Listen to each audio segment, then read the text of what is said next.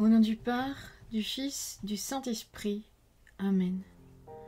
Seigneur Jésus, tu connais mon inconstance et mon infidélité. Tu sais combien je suis faible.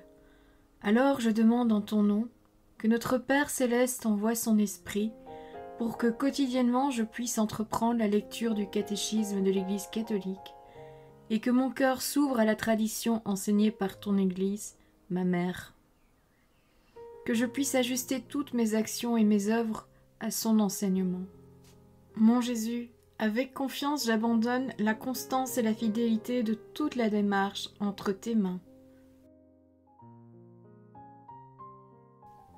Que Saint Michel Archange et mon ange gardien protègent et défendent chaque moment quotidien consacré à cette lecture. Maintenant, avec toi et par ta voix, disons: Notre Père, qui es aux cieux, que ton nom soit sanctifié, que ton règne vienne, que ta volonté soit faite sur la terre comme au ciel. Donne-nous aujourd'hui notre pain de ce jour. Pardonne-nous nos offenses comme nous pardonnons aussi à ceux qui nous ont offensés. Et ne nous laisse pas entrer en tentation, mais délivre-nous du mal. Amen. Ensemble, mon Jésus d'amour, saluons notre sainte maman, la Vierge Marie. Entre ses mains, je remets mon cœur, mon âme, ma volonté et ma vie, afin que par ses soins règne en moi la volonté du Père, et qu'en ses mains mes œuvres soient gardées, transformées, en parfaite offrande rayonnante de la lumière de Dieu, pour sa gloire, le salut des âmes et la consolation des âmes du purgatoire. Je te salue Marie, comblée de grâce. Le Seigneur est avec toi, tu es bénie entre toutes les femmes, et Jésus, ton enfant, est béni.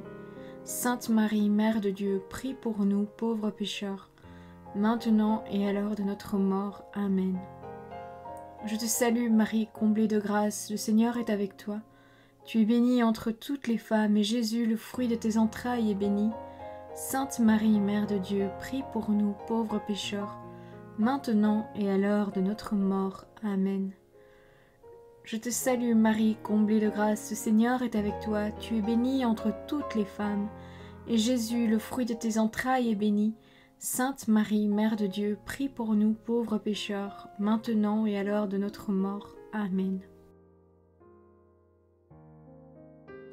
Ô Saint-Esprit, par l'intercession du cœur immaculé de la Sainte Vierge Marie, et par le cœur chaste de Saint Joseph, donne-moi un cœur doux, humble, pur, miséricordieux et charitable.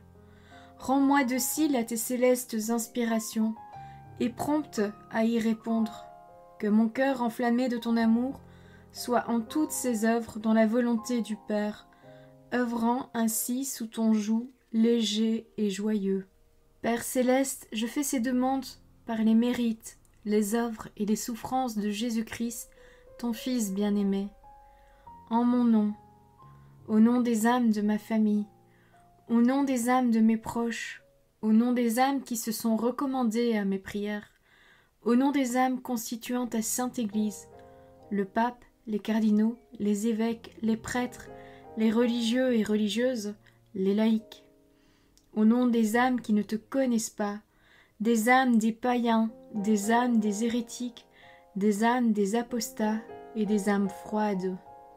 En tout temps, dans les siècles des siècles. Amen. Deuxième point. Le baptême dans l'économie du salut. Les préfigurations du baptême dans l'Ancienne Alliance. Numéro 1217. Dans la liturgie de la nuit pascale, lors de la bénédiction de l'eau baptismale, l'Église fait solennellement mémoire des grands événements de l'histoire, du salut qui préfigurait déjà le mystère du baptême. Par ta puissance, Seigneur, tu accomplis des merveilles dans tes sacrements, et au cours de l'histoire du salut, tu t'es servi de l'eau, ta créature, pour nous faire connaître la grâce du baptême. Vigile pascal, bénédiction de l'eau baptismale. Numéro 1218. Depuis l'origine du monde, l'eau, cette créature humble et admirable, est la source de la vie et de la fécondité. L'Écriture sainte la voit comme couvée par l'Esprit de Dieu. Dès le commencement du monde, c'est ton esprit qui planait sur les eaux pour qu'elles reçoivent en germe la force qui sanctifie. Numéro 1219. L'Église a vu dans l'arche de Noé une préfiguration du salut par le baptême. En effet, par elle, un petit nombre, en tout 8 personnes, furent sauvées par l'eau.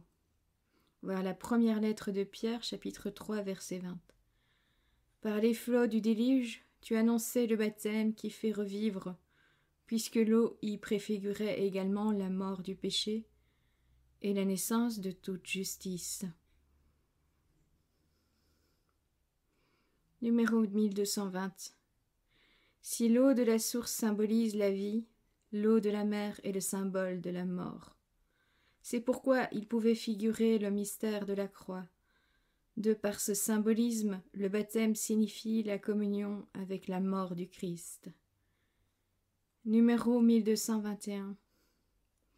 C'est surtout la traversée de la mer Rouge, véritable libération d'Israël, de l'esclavage d'Égypte, qui annonce la libération opérée par le baptême.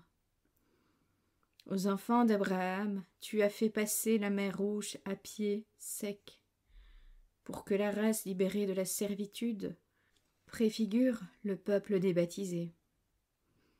Numéro 1222.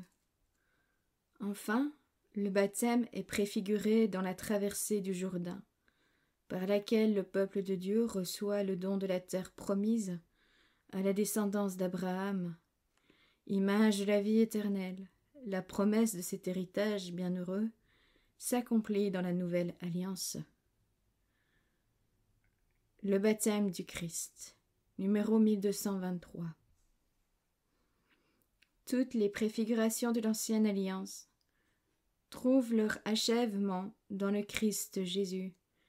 Il commence sa vie publique après s'être fait baptiser par saint Jean le Baptiste dans le Jourdain. Et après sa résurrection, il donne cette mission aux apôtres.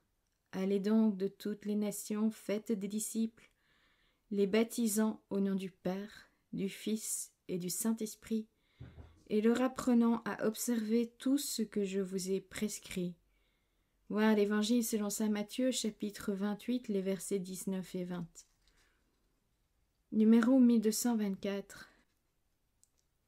Notre Seigneur s'est volontairement soumis au baptême de saint Jean, destiné aux pécheurs pour accomplir toute justice. Voir l'Évangile selon saint Matthieu, chapitre 3, verset 15. Ce geste de Jésus est une manifestation de son anéantissement.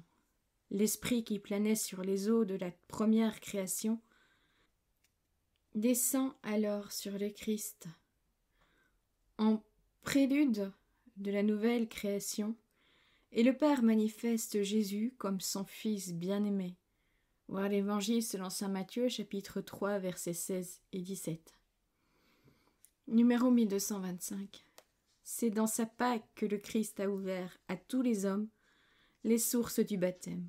En effet, il avait déjà parlé de sa passion qu'il allait souffrir à Jérusalem comme d'un baptême dont il devait être baptisé. Le sang et l'eau qui ont coulé du côté transpercé de Jésus crucifié sont des types du baptême et de l'Eucharistie, sacrement de la vie nouvelle. Dès lors, il est possible de naître de l'eau et de l'Esprit pour entrer dans le royaume de Dieu. Voir l'Évangile selon saint Jean, chapitre 3, verset 5. Vois où tu es baptisé.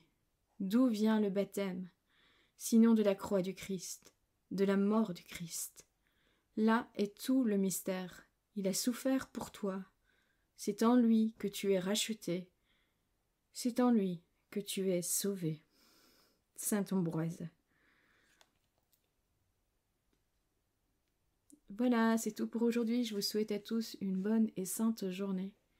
Que le Seigneur nous bénisse tous, que votre ange gardien veille bien sur chacun d'entre vous, et que la paix habite votre corps. Au nom du Père, du Fils, du Saint-Esprit. Amen.